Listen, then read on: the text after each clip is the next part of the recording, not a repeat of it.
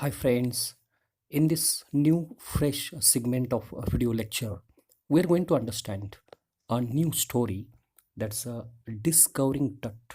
The saga continues.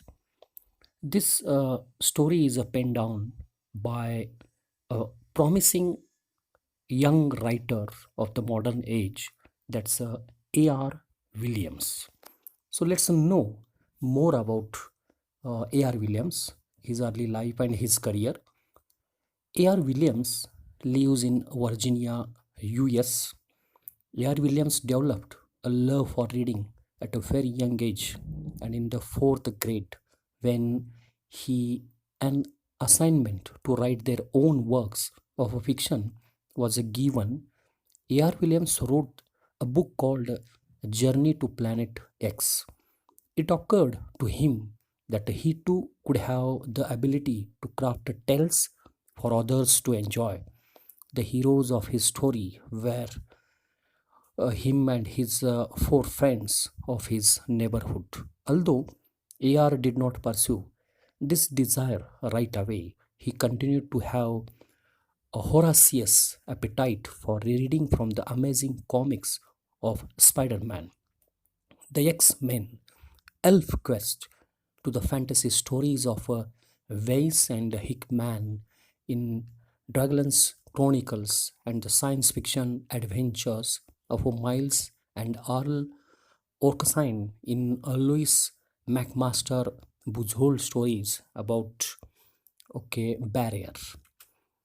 During a membership in a book club, AR discovered that there were books dedicated to teaching amateur writers more about the craft of writing.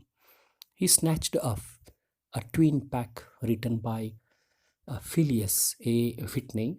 To improve his skills, A.R. Williams joined the science fiction and fantasy online writing workshop when it was still hosted by Del Rey.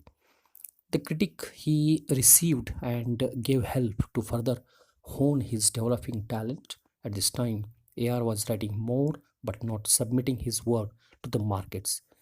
With the advancement of the interest in ability and the ability to find new markets from sites such as Rallans and Doctor's Digest, AR entered the field of serious attempts in the literary world in the modern age. Now let's have introduction of this story or the lesson.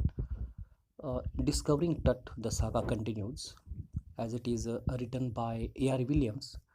The story or this chapter is about the last heir of the powerful Pharaoh dynasty, Tutankhamun, who died when he was a teenager after ruling for 9 years. He died in a mysterious way. This chapter or this lesson based on reality, based on the fact, throws light over all the possible mysteries, the curse, where his tomb lies, his life, and ultimately the death. Egyptian believed that there is a life after death, and that is the reason why pharaohs were buried with wealth and everyday use items. Dear students, perhaps no other pharaoh of Egypt or a king of Egypt has fascinated the public mind in the world so greatly as the boyish king Tutankhamun. His face and his related to the boyish king Tutankhamun is very famous, very popular all over the world. It attracts readers and the scientist or the researcher on a larger scale. So let's understand how the Tut's tomb was discovered. Discovery of Tut's tomb.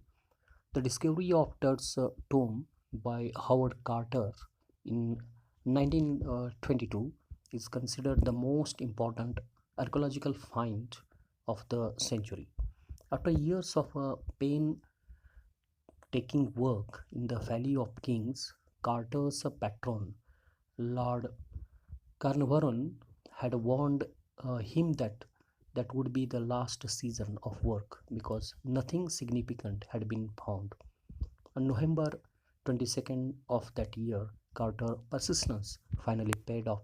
Tutankhamun became a household name, and his magnificent treasures became the measuring stick for all future archaeological discoveries.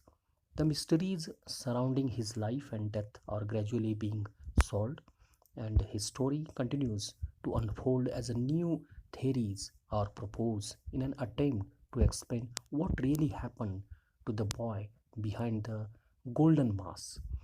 So here in this slide, the exact location is displayed here. The Valley of Kings in the country of Egypt, and so right side that's Saudi Arabia, and Red Sea also is there, and Sudan, the southern side, and the researcher, that's Howard Carter. So his image is also given here. Tutankhamun, also known as a Tut, was a teenager when he died.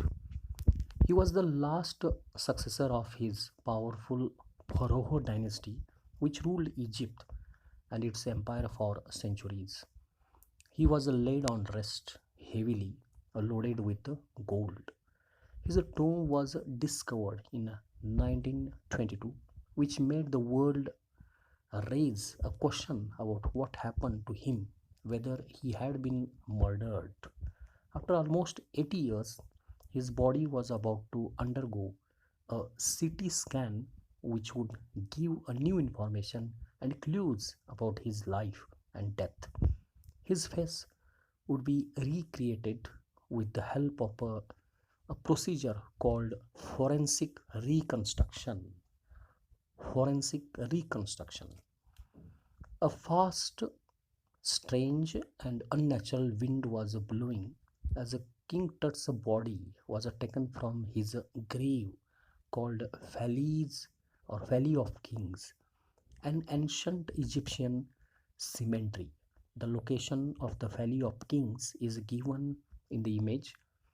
Dark clouds moved quickly across the desert all day long, and later they covered the stars.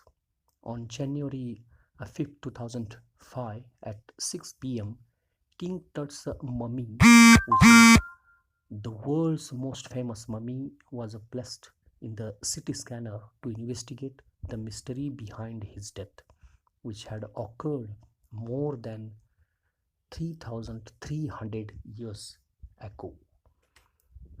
All afternoon, tourists visited the 26 feet deep underground rock cut tomb to pay respect to the king.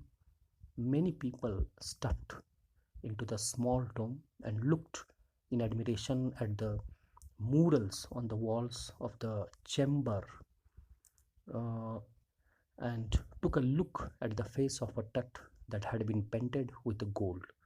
While visitors read the guidebooks in a hushed tone, some stood silently, wondering about his untimely death in his teen years.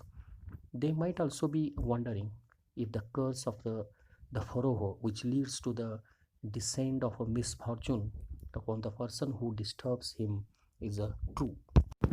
A team of scientists tried their level best to get the exact facts about Tut's life. So, Rain, given his age, the king probably had very powerful advisors, presumably including General Horemheb and Wazir Horemheb. Records that the king appointed him a lord of the land as the hereditary prince to maintain law. He also noted his ability to calm the young king when his temper flared. Domestic policy. In his third regnal year, Tutankhamun reserved several changes made during his father's reign. He ended the worship of a god Aten and restored the god Amun to supremacy. The ban on the cult of Amun was lifted and traditional privileges were restored to its priesthood. The capital was moved back to Thebes and the city of Akhetaten abandoned.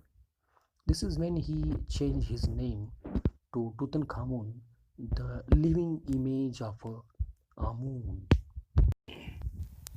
It was 6 p.m. on January 5th, 2005, when the mummy of Tutankhamun moved smoothly and quietly into the CT scanner. That the CT scanner had been carried to Tut's resting place. That's very important. The CT scanner was brought to Tut's resting place. The aim was to probe the persisting medical mysteries of this young ruler who died more than 3,300 years ago. His dead body was embalmed and buried in a royal grave in the Valley of the Kings. Howard Carter, a British archaeologist, discovered Tut's tomb in 1922 after a years of a futile search. So it contains the remain the richest royal collection ever found. They include extremely attractive artifacts in gold as well as everybody thinks like a board games, bronze razor, linen garments, cases of food and wine. The mummy of King Tutankhamun has earned worldwide fame for the riches it was buried with. There is also speculation about the manner of his death and his age at the time of death. Hence, King Tut's body had been subjected to repeated scrutiny. Howard Carter's investigation was rescinded because he used unscientific methods and illegitimate ways. He was focusing more on treasures and less on cultural and historical aspects. Carter found that the ritual resin had hardened. The result was that Tut's body had been cemented to the bottom of his solid gold coffin. Proper force could not move the resin. Even the scorching sun failed to loosen the resins, so he got the reins chiseled away to raise the king's remains. King Tutankhamun was the last of his family line. His burial marked the end of a dynasty. He was laid to rest laden with the gold, as the royals in Tut's time were extremely wealthy and thought they could take their riches with them. His tomb was discovered by Howard Carter, the British archaeologist, in 1922, more than 3,003 years after his death. The rich royal collection of jewelry and golden artifacts fascinated Carter. So here we can understand what were the burial treasures of a Tut. The treasures of Tutankhamun have been marveled at since their discovery by Howard Carter on November 4th, 1922.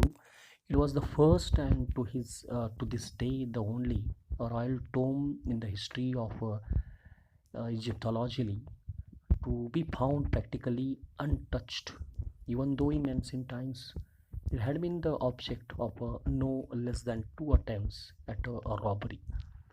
The emptying of Tutankhamun's tomb lasted several years and made possible the recovery of about 3,500 articles, confirming the tomb as the most exceptional archaeological discovery ever made in Egypt.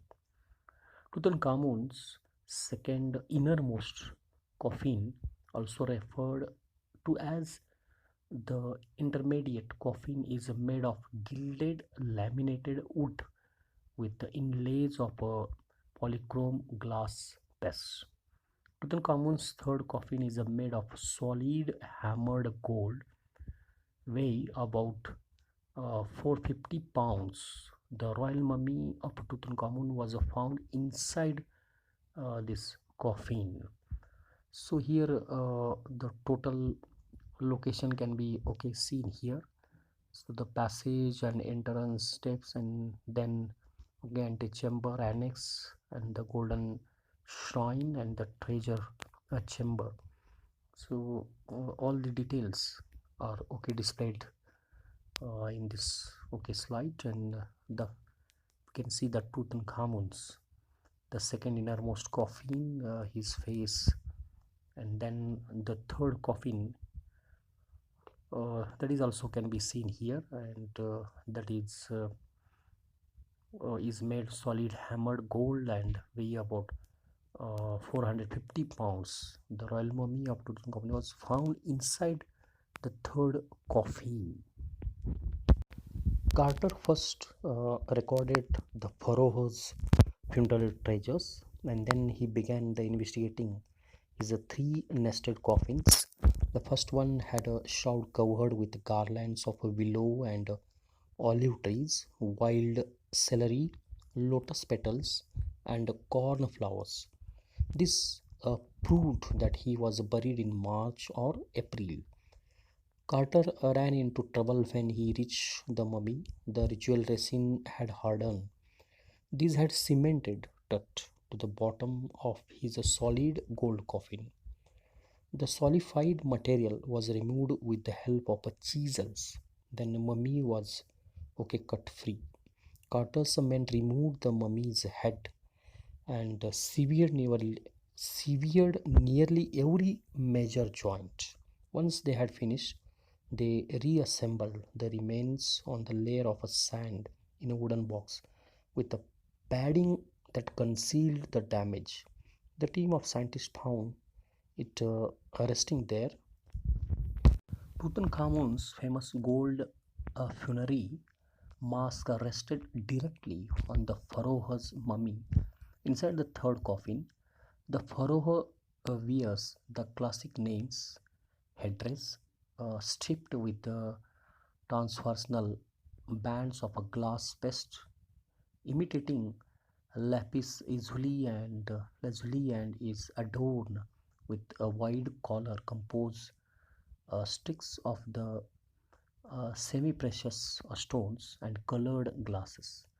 The eyes are made of quartz and obsidian, as on the coffins, the lapis lazuli outline of the eyes reproduces the distinctive coeli makeup originally applied to protect against the sun's glare, but increasingly employed for its beautifying effect.